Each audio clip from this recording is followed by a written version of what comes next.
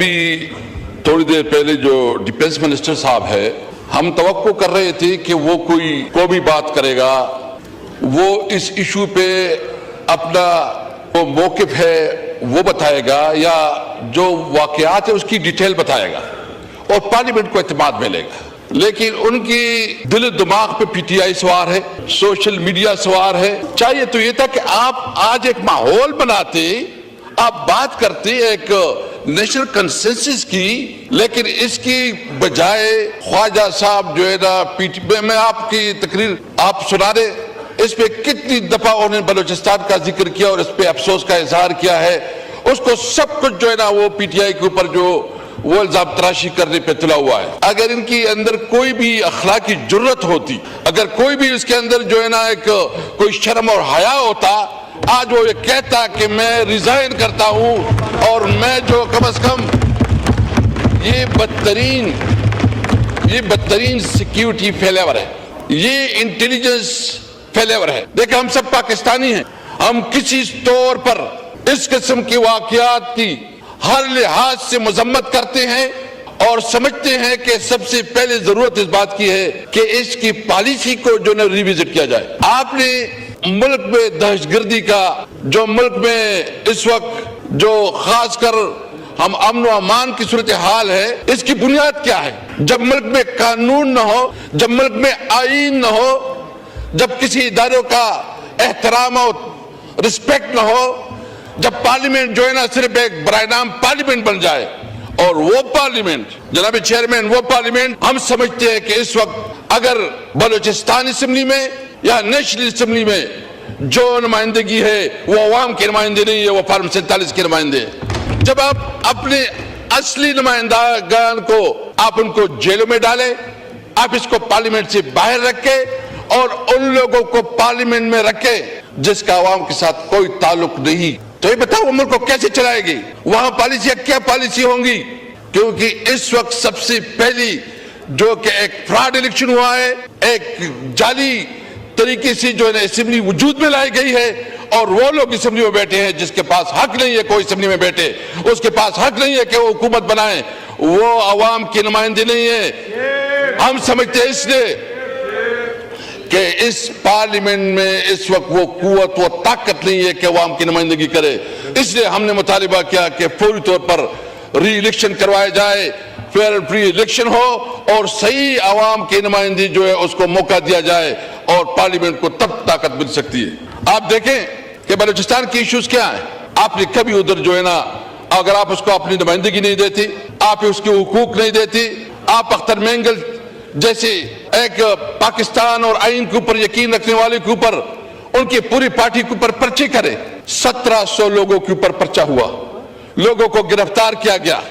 हमारा आदिल बादई जो एमएनए है यहां से बैठा हुआ है इधर, उसके घर पे चापे पड़ रहे हैं, वो पुलिस और इंतजामिया उस पे लगे हुए कि कैसे पीटीआई को तोड़े, कैसे पीटीआई को कमजोर करे, और इसकी जो असल काम है कि वो सिक्योरिटी दे, तहफ्फुज़ दे, अमन कायम करे, उस पर मुकम्मल तौर पर नाकाम है। तो इस मौके पे पीटीआई समझती है कि इस वक्त ये सब मामलात जो हो रहे हैं ये अनकॉन्स्टिट्यूशनल किरदार की वजह से हो रहे हैं। मुल्क में न कोई आइन रहा, मुल्क में न कोई आइन रहा, न कोई कानून रहा, न किसी इदारों के कोई रिस्पेक्ट है।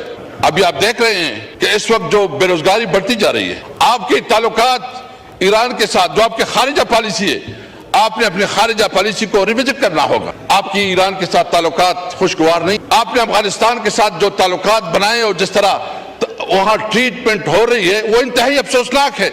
आपको बिल्कुल आपको कंसर्न है, आपकी इश्यूज हैं, आप समझते हैं कि ये ठीक नहीं हो रहा, हमारी भी कंसर्न है बहुत चीजों पे, लेकिन उसके लिए आपके पास डिप्लोमेटिक चैनल मौजूद हैं।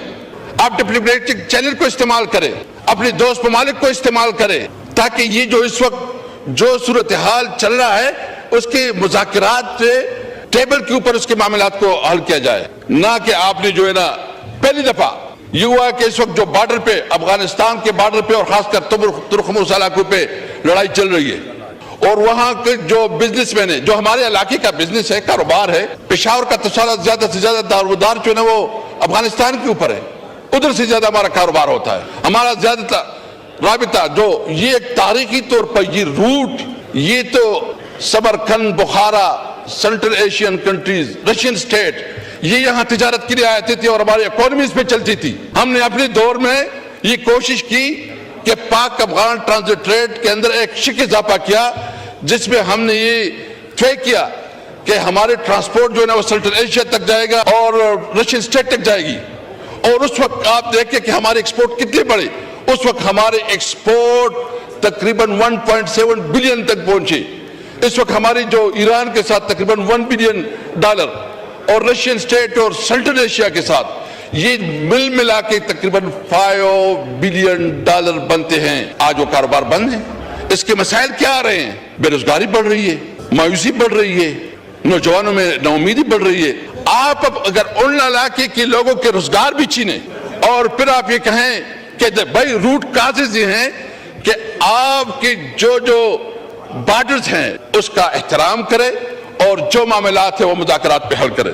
इस वक्त सबसे बड़ा मसला वो सिक्योरिटी, खासकर जो है ना ये 2 सूबों में और बलोचिस्तान जो हमारा फाटा एरिया जो मर्ज एरिया है, और इस पार्लियामेंट भी कमिटमेंट की थी और 18 अमेंडमेंट के बाद जो कि एक एग्रीमेंट हुआ था फाटा के साथ कि 1000 बिलियन रुपए जो है वहां के डेवलपमेंट पे लगाए जाएंगे।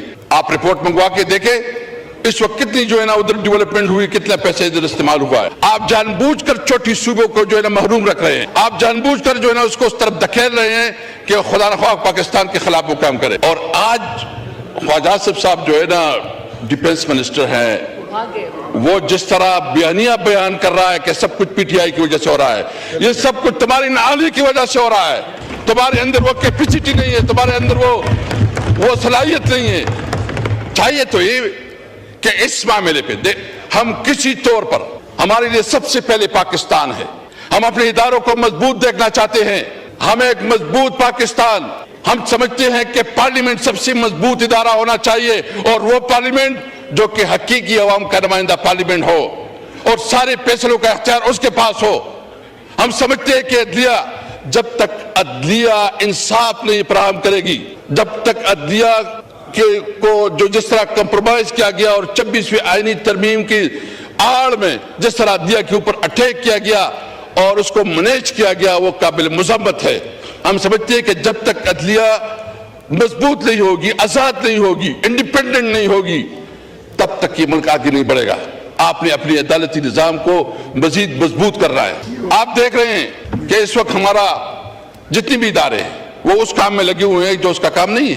तमाम इदारों को अपने आईनी हुदूद के अंदर रहते हुए अपना काम करना चाहिए। आज अगर ये इंटेलिजेंस फेलेवर इसलिए है कि उनका काम ज्यादा से ज्यादा ये है कि वो एक पॉलिटिकल पार्टी को मिलान करने के लिए, तोड़ने के लिए, उसको कमजोर करने के लिए लगे हुए हैं। हम समझते हैं कि इस वक्त जरूरत इस बात की है, हुकूमत की जिम्मेदारी थी कि आज बताते, आज वो एक रोड मैप देते, वो बताते कि हम इस सिचुएशन से कैसे निकलेंगे।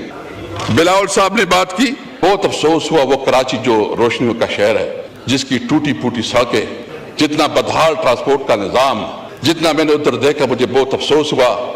और मेरे ख्याल में पीपल पार्टी वहां से गुज़श्ता 15-20 साल से हुकूमत में, 15-20 साल से हुकूमत में। मैं हैदराबाद गया, उधर भी कोई मैंने दूध की नहरें बहती हुई नहीं देखी। जो सिंध में गया, सिंध में ऐसा हाल है कि शायद यहाँ तो कोई हुकूमत ही नहीं है, वहां कोई पुरसान हाल नहीं है। बिलावल साहब को हमारी बात भी सुननी चाहिए थी कि जो आपका इलाका है उसकी हालत ये है कि वहां जो सिंध और खासकर कराची, बाकी तो छोड़ो, कराची का जो हाल है, यानी कराची की रोड है, कराची का पूरा इंफ्रास्ट्रक्चर तबाह बर्बाद। कराची रोशनियों का शहर है, उसको जो उसका हक है उसका हक नहीं मिला। और जो इस वक्त ये बात कर रहे हैं कि केडी नंबर 804, केडी नंबर 804 की बात हम जरूर करेंगे, हर वक्त करेंगे, हर मौके पे करेंगे, और क्यों ना करें।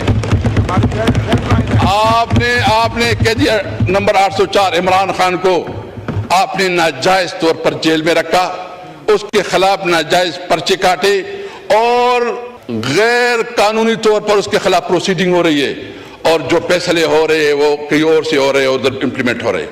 यानी मुल्क में इस मुल्क का वज़ीर आज़म रहा है, इस मुल्क के लिए सबसे बड़ा उन्होंने वर्ल्ड कप जीता, बहुत बड़ी इज्जत दी, इस मुल्क के लिए शौकत खानम अस्पताल बनाया, वो एक सेलिब्रिटी है। इस वक्त पाकिस्तान की सबसे बड़ी پاکستان کی تاریخ کا سب سے بڑا نام، سب سے بڑا کردار اور ایک تاریخی کردار جو نام عمران خان ہے.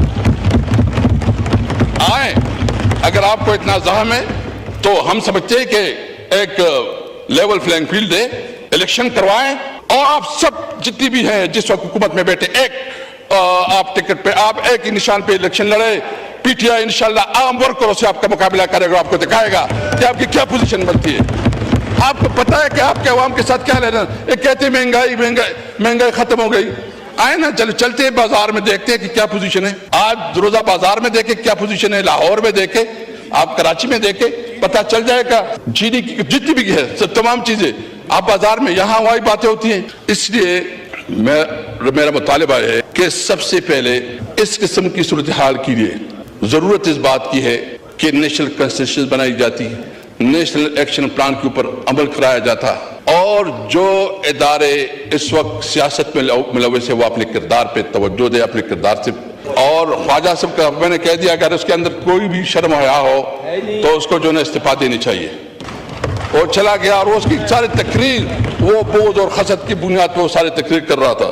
جو افغان مہاجرین ہیں ان کے خلاف جو ہے نا ایک کریک ڈاؤن یا اس کو نکالنے کا ایک عمل شروع کیا جا رہا ہے. ہم سمجھتے ہیں کہ جتنی بھی انلیگل امیگرینٹس ہیں وہ جس بھی ملک سے تعلق رکھتے ہیں، بے شک ان کے خلاف جو ہے نا جو قانون کے مطابق عمل ہونا چاہیے وہ ہونا چاہیے. لیکن یہ مسلسل اس طرح ایک کمپین شروع ہو جاتی ہے اور پولیس والوں کے جو ہے نا وارے نعارے ہو جاتے ہیں. یہاں بیچارے جو ہے نا وہاں ایک جنگ زدہ ملک ہے، ایک طرف آپ اس طرح کی حرکتوں سے آپ وہاں ایک مستقل دشمن بنا رہے ہیں. آپ بے شک جو بھی قانون کے اندر ہے، جو بھی رولز کے مطابق آپ کریں، لیکن اگر کوئی اس قسم کا کمپین بنایا جاتا ہے کہ جو انٹرنیشنل قانون کی خلاف ورزی ہو، پاکستان کے قانون کی خلاف ورزی ہو، تو ہم اس کی بھرپور طریقے سے جو مذمت کریں گے. اور ہم سمجھتے ہیں کہ اس معاملے میں تمام سٹیک ہولڈر کو، اور خاص کر جو بلوچستان اور کے پی کے کی جو حکومت ہے ان کو آن بورڈ رکھا جائے. یہ جو بہت ضروری ہے، کیونکہ یہ آپ ایک نیا، ایک طرف تو آپ کی ویسی بھی حالت جنگ میں ہے، لیکن آپ ایک نیا ایشو ایسا کر رہے ہیں کہ خاص کر جس صوبے سے ہمارا تعلق ہے تو وہاں تو جینا حرام ہو جائے گا. وہاں تو ہم ایک آگ میں پھینک رہے ہیں. آپ اگر کوئی انلافل کام کریں گے، انلیگل کام کریں گے، تو پھر تو اس کے اثرات ہم ہی بھگتیں گے. ہم ایک مضبوط پاکستان دیکھنا چاہتے ہیں، ہم پاکستان مضبوط ادارے دیکھنا چاہتے ہیں. ہم سمجھتے ہیں کہ آئین کے اندر رہتے ہوئے جس اداروں کا جو کردار ہے اس کو اپنا کردار ادا کرنا چاہیے، اور اس کو جو اس کا حق ہے، جو اس کی لمیٹیشن ہے، وہ اپنی لمیٹیشن کے اندر رہتے ہوئے اپنا کردار ادا کرے. جو ہمارے خارجہ پر خاص کر جو بارڈرز کے ساتھ ہمارے تعلقات ہیں، ضرورت اس بات کی ہے کہ اس کو ریوزٹ کیا جائے. اس وقت جو امن و امان کی صورتحال بلوچستان اور آپ کی صوبے سندھ میں بھی جو کچے کے ڈاکوؤں کا راج ہے اور کچے کے ڈاکوؤں سے لوگ تنگ ہے، اور پنجاب میں بھی جو کچے کے ڈاکو ہے، اس کے لیے ایک کلیکٹیو ڈیسیجن کرنا چاہیے. اور صحیح معنوں میں ضرورت اس بات کی ہے کہ اس کے لیے نیشنل کنسنسس پیدا کی جائے.